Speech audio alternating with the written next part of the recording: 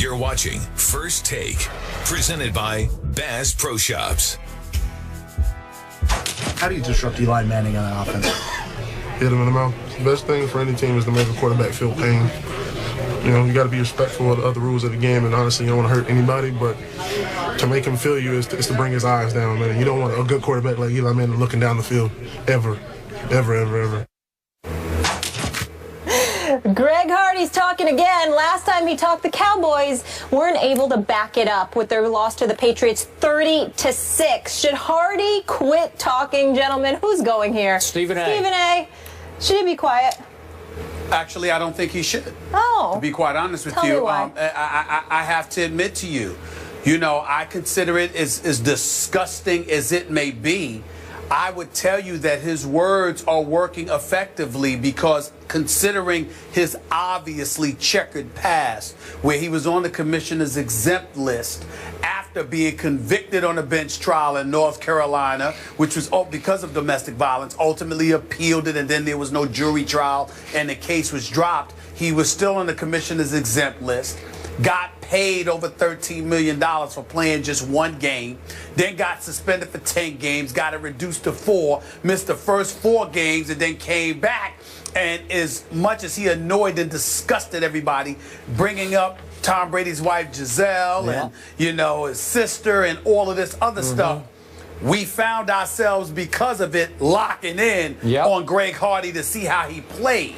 Now he says this again about Eli, which obviously made sense because he elaborated by saying you don't want him looking downfield. You want his eyes down because he's hearing footsteps. You remember, even though the Giants have only given up 7 sacks this year, which is pretty damn good, fewest in the NFC, by the way, the flip side is they just gave up 3 sacks on Eli Manning this past Monday. He got hit 7 times. He had to dump the ball on several other occasions. So if you're Greg Hardy, you want to let him know you're coming. You want everybody to know you're coming because you're preoccupying folks with your game and your intention.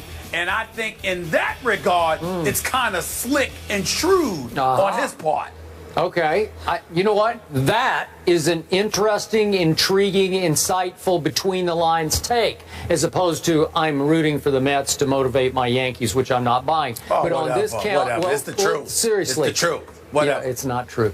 But on this point, you're probably right about that. Now, I'm on record here. I have little to no regard for Greg Hardy as a person, and I've been detailed about that. But now we're talking about football. As long as he confines his trash talk to the football field, I'm okay with it because my take on him is that's how he motivates himself. He fuels himself by talking big on a Wednesday and having to back it up on a Sunday.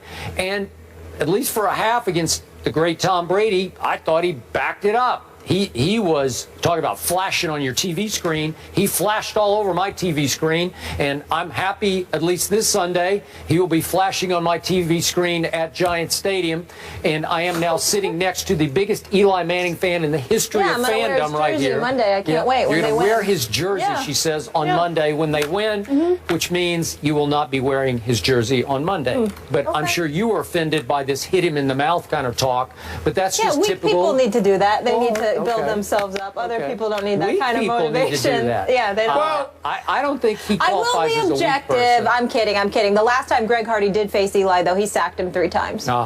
You do have a reason to be concerned. I do. Because it's not like he's lying. I mean, you got to remember, Skip, not only can he get to the quarterback, the reason why he's in a position to talk smack is because it's not like Eli can hit him back. Even if Eli gets the ball off, that doesn't mean that Greg Hardy's not going to hit him. Correct. So if there's ever an individual that can talk, it's a defensive lineman because he gets to come at you. And you got to pray that Flowers protects you and doesn't give up a sack like he did Monday night against the Eagles.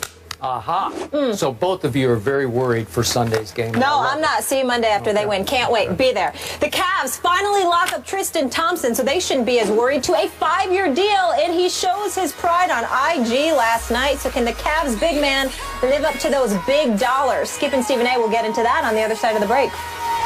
San Antonio Spurs waived Jimmer Fredette on Wednesday after a fantastic career at BYU, including leading the nation in scoring and AP National Player of the Year in 2011. Jimmer was drafted 10th overall in the 2011 draft. In his 4 years in the NBA, Jimmer's averaged just over 6 points a game for 3 different teams while starting only 7 games.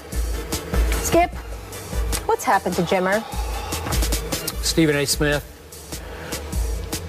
What happened to Jimmer is the Sacramento Kings got blinded by his college hype. He was as hyped a college basketball player as we have ever seen to me. He was the face of college basketball in his last year at BYU, which happened to have been his 4th year at BYU. So we're not talking about one and done or two and done.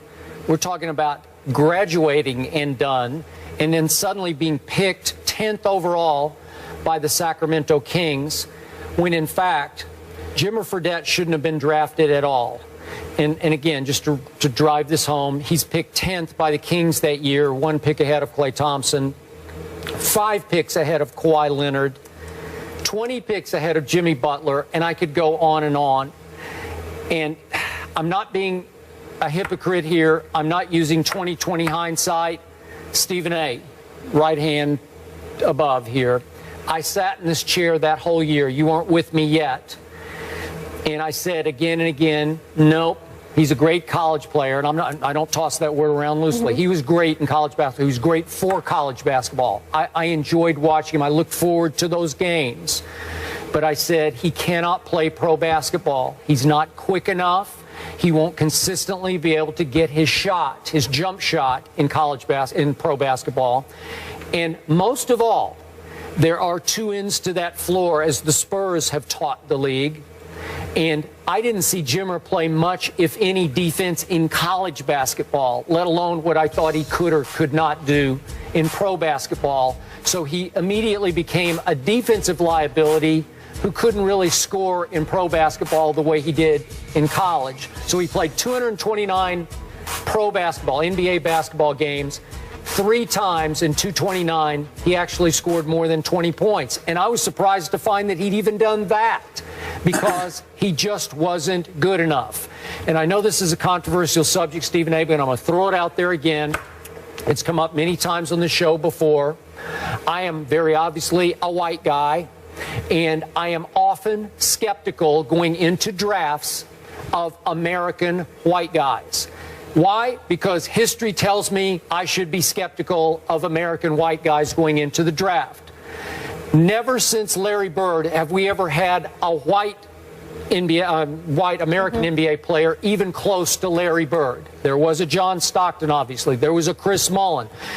There was a Kevin McHale. These are great players, but there haven't been very many of them, and none of them was a Larry Bird. And you know, Chandler Parsons knocked out, his Florida team knocked out Jimmer's team in the NCAAs that year. Chandler Parsons is a nice player. We just talked about Kevin Love. He's a nice player, very good player. Larry Bird, no. Superstar, no. And I can give you, we don't have time to go through the reams and reams of data on this, but it's often been a bad idea, especially in the lottery, to take an American white kid. I'm just throwing it out there because history will back me up on this. And this was a classic case, as was Adam Morrison a few years before that. And I sat right in the same chair. 2006. Yeah. And I said, Adam Morrison can't play. And I know it was Adam Morrison versus J.J. Redick. And by the way, J.J. has turned into a nice NBA player. He is a starter, and he can flat out carry his weight as a shooter. And he'll play a little defense for Doc Rivers. So I get all that.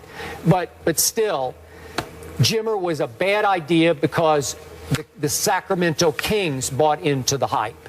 Your thoughts? Well, one point you didn't bring up, Skip, is that who was the 60th pick, the dead last pick in the second round of that draft? Yeah. Isaiah Thomas by the same Sacramento Kings. Okay. So they picked Isaiah Thomas 57 picks after, or 50 rather picks after Jimmer Fredette. It's ridiculous. But you're absolutely right. You're absolutely right with everything that you said. He was just a spot-up shooter, nothing else. And on the NBA level with those athletes, he just wasn't capable of doing the kind of things he was able to do on the collegiate level. level. He wasn't a scrub. No. It's just that he was a shooter, and that's all he was. And I guess the ideal system for him was never something that he could find. But to piggyback off your latest point, let's just call it what it is. Listen, and by the way, I want to preface my comments by saying there's no crime in doing this. Nobody was more hyped than Adam Morrison, and I was disappointed that Michael Jordan elected to take him. I believe it was with the 3rd overall pick, and he had passed up on Brandon Roy, who, by the way, if his knees never went bad, this dude would have been a star in the league. Now, Michael Jordan and folks down in Charlotte never fully acknowledged it, but obviously you thought about Adam Morrison, you thought about Charlotte being the Bible Belt, and if you had a white American star, you know, there are people, accurately or not, who are of the belief that that's going to generate a buzz, fill up seats, and ultimately allow you to monetize your product a bit better. It's just that way. We ain't going negativity. We ain't talking racism or all of this other stuff. But we live in a country that's 66% white. 13% black, about 17% Hispanic. It is the way that it is. If you can find a white star that is going to do wonders for your individual brand as a team, and it's going to do wonders for the NBA. Now, the NBA has been very adroit at globalizing its product and its brand, so you have white individuals who are essentially white European players who have been stars, and that has benefited the NBA product as well in a very huge way.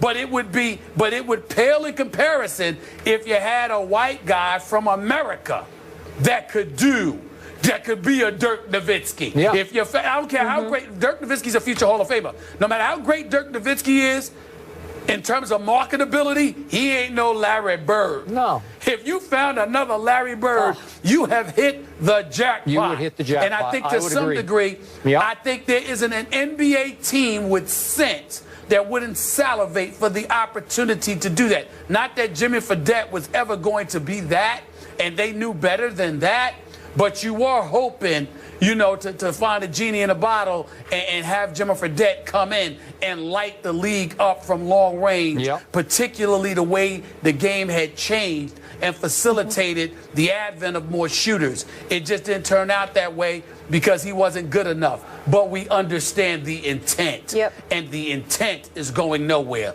They'll still look for those kind of players in the future.